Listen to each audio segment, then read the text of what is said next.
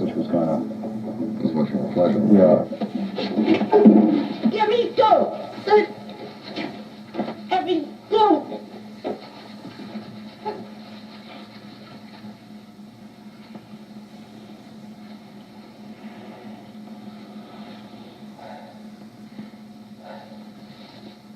Mrs. Treadwell. Oh, excuse me. That greaser told me cabin 14. Excuse me. Excuse me.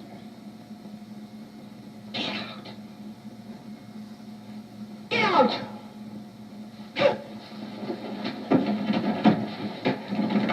Get out! No, I'm sorry. I truly am sorry. I didn't know it. It's just... Hey! Hey, what the hell? Go on! Get out! What? Get out! Get out! Get out! Please! Get out! Get out! No! No!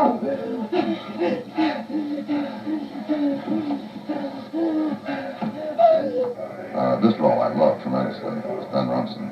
Yes. Well, what is it that you liked in the part, particularly? What do you look for when you want to devote, like, 4 months of your life to a role? Well, I look for something that reflects in me. In other words, I think that to say that you're playing a character is a fallacy, but what it is it's a facet of your own imagination that you can blow up into a full-size character. Something out of your own character, Yeah, or just something out of my out personal character. of your personal character? And, you know, had it been 1815, had I been myself, I might have done the same thing. So in that case, you can really live it and enjoy it, and in a sense, You can experience it. You're living in the fantasy. Right. Totally while I'm on the film, and then about 8 weeks after the film is over, you get out of your fantasy and then you start thinking about something else. But when you get out of the fantasy, is it difficult? Is there a period after you've finished a film where food tastes flat and cigarettes don't work and you're restless and bored? Very much so. Because it's a part of your life. Right, well, your family is broken up, because this whole thing is one effort. Mm-hmm. And then you scatter that effort and you feel, I imagine, like an orphan for a while. And you've left everything behind. Yeah, all the goodbyes. All the goodbyes. So that in a sense, each film, in a way, in an actor's biography, each film is really part of his life. Yeah, it's a lifetime. Mm-hmm. In fact, you know, it's a complete entity from beginning to end. Well, when you're on a location, usually there are more problems than there are in the studio, aren't there? Logistic problems, yeah. But also there's a greater effort here than you find in the studio, because you can't, you're late for lunch, go across the street and get a cocktail, or go home at night and try to continue your family life. See, we have the Chinaman and everything. There were reports in the LA Times that there were problems of one sort or another. No. Those problems are the normal problems of trying to get any show started. I don't know where rumors like that began. I've never known it. But all I can say is it's just totally untrue. Because the script is so great on this thing that you look at it and you say, wow. Mm-hmm. And you have a tendency to stop thinking, because the script's complete. Right. But now you got to put it in picture form, which can cause a tremendous amount. How can the picture equal what your own imagination says on the page? Mm-hmm. So that's the only problem. So the first 2 weeks, we're like any other company of any magnitude. Well, I hope I always have that problem, that's all I can say. He's far from difficult to work with. He's the easiest man in the world to work with. He's the most receptive man I've ever worked with when it comes to making a suggestion or discussing something with or reviewing an interpretation. And we stumble around trying to find the feel of it. Mm-hmm. And then when you get the feel... Then it sails. Oh, and it's been sailing. Oh, I tell you. He is actually the best trained, the most creative American actor I have ever worked with in my life. And not only that, but I've never met anybody who was really accomplished, who was really as realized an artist as he is. Rex Harrison is one of the hardest working men I know, and he certainly is the master of light comedy in our language. I've never met anybody who did it off the cuff, who was really as accomplished and as skillful as Lee Marvin is. Well, when you come in, though, like to play in a day, you've already got set in your mind pretty much what you want to do, haven't you? No. No? Never. You mean you just play it as the character would play it? I just wait until the moment, and I look around and I see what's affecting me, and then you play that, because that's what the scene is. Do you think you've hit your stride as an actor yet? Do you think that in the last couple of years with the pictures you've done that you've begun to really hit it? Well, it's more in the area, yeah. I'm sure I still have a long way to go until I get plowed under, you know, more or less. Mm-hmm. But I look forward to better performances. Do you feel you can give a better performance now? Yeah. Can you tell when you've done something well? Is there something inside of you that says, gee, I did that nicely? Or do you have to wait for a reaction? Is the reaction within you, or does it have to come from someone else? Well, the reaction is within me initially, but more often than not, it's wrong. So I see the day, then when the pictures come together, I see it, and I'm getting further and further away from it due to the time element. And then a couple of years later, I can look at it and kind of smile and say, well, you really thought you knew it all, didn't you? Oliver! Gone! Where is he? Gone fishing. Hey, you got a new mirror. Yeah, I figured up once. Counting all them broken mirrors, you and Devin got 63 years of bad luck coming.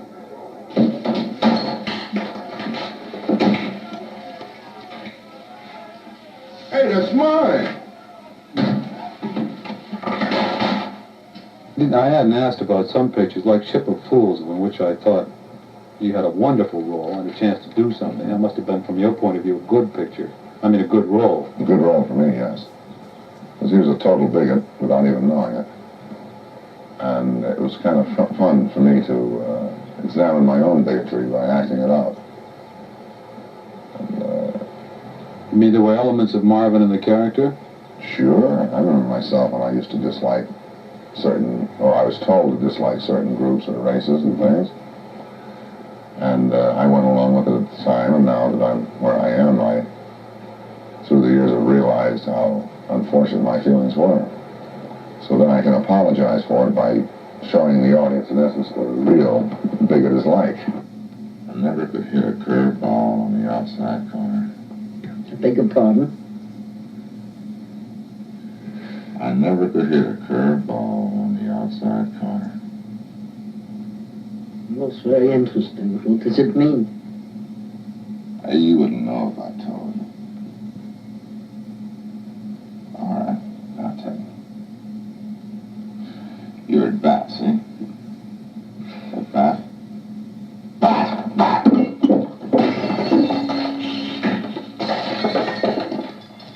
Okay, now you're at bat. The pitcher, he's out there. Now he's winding up, and he turns her loose, and just as it gets to you, it dips down and away.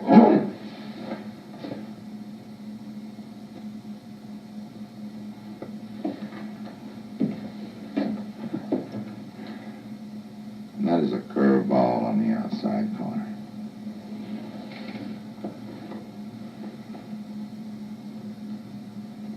I could never hit that pitch with a bat.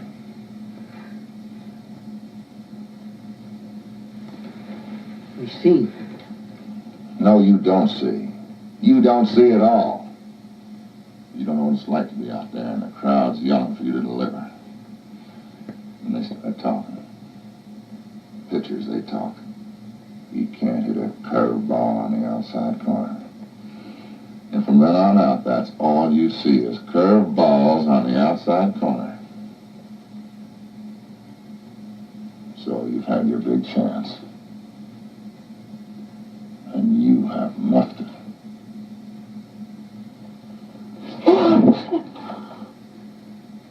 So that's part of your point about being able to make your statement Right. in a way that you want to make it. Right. But with the Dirty Dozen, you have a chance to make your kind of a statement in that? Because he was a maverick officer, going no place. Because he wouldn't, take the decisions of other men when he knew better. Mm-hmm. But due to the fact that he was in the uniform, he had to, so therefore he resisted and got shanghaied into, leading this bunch of malcontents. How about Hell in the Pacific? Well, that's what touched me on the funny. I always wanted to do that picture. It's been in my mind ever since the war. And, because I never knew any Japanese during the war, and I, shot them. But I didn't have the ability or the the availability of getting to know what they were. Who Know they the were. enemy, no.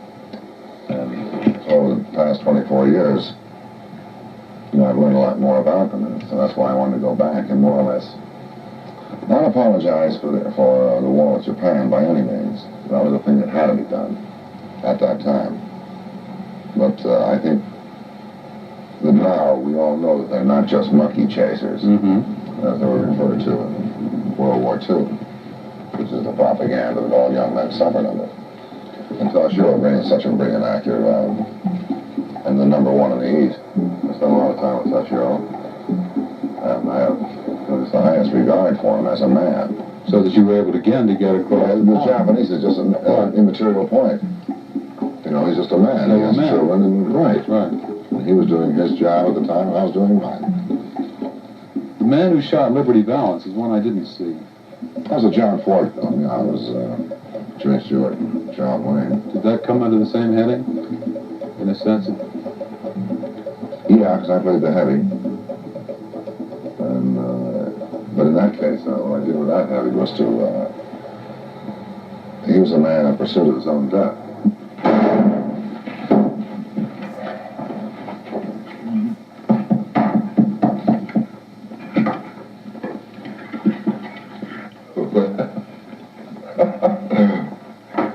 Looking at the new waitress.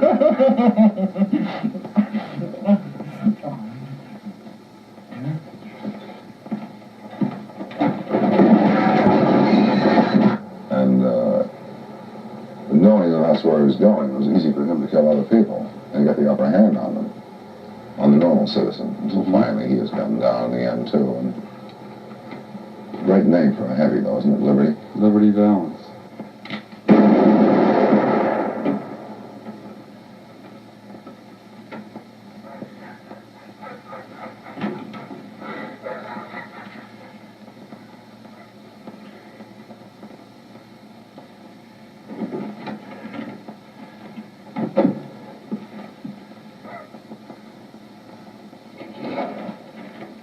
You got two hands, Slinger. Pick it up.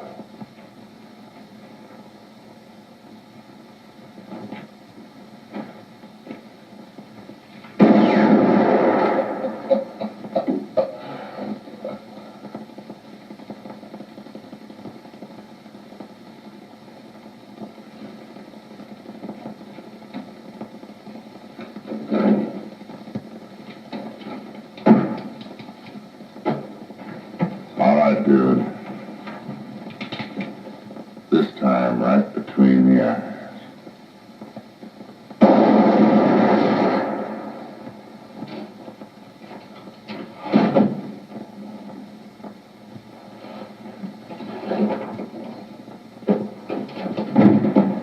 Well, were there facets of Marvin in all these characters? Sure. In the man, in the Japanese, the understanding of the Japanese? Yeah. Certainly. Yeah, there's just little facets that you just blow up outsized. Well, when you find this in a script, and presumably that's what motivates you to say, this is what I want to do. Yeah, something I want to examine myself. And the best way to examine it is to do it. Then it would be possible for an ardent film goer who'd seen every film to know something about Lee Marvin. Oh yeah, you can't hide from the audience. I mean, you might think you're playing a role by putting on a wig or a beard, but it's still you. Lee is an actor of great proportion, a consummate performer. He has that one great thing going for him that the late Gary Cooper had, among many others, and that's naturalness and believability. He has also a great sense of humor. And he does have this marvelous predatory type sex appeal. He's strong. I think there's a big difference between being tough and being strong. And he's extraordinarily creative. And he's creative in the most unusual way because he's not just creative for himself. He thinks in terms of the whole. It's the offbeat types, like Bogart and Lee, that have a hard time making it, but when they make it, they really make it. If anything, a bit of a Puritan in many respects. He is completely charming. He's extremely well-mannered around women.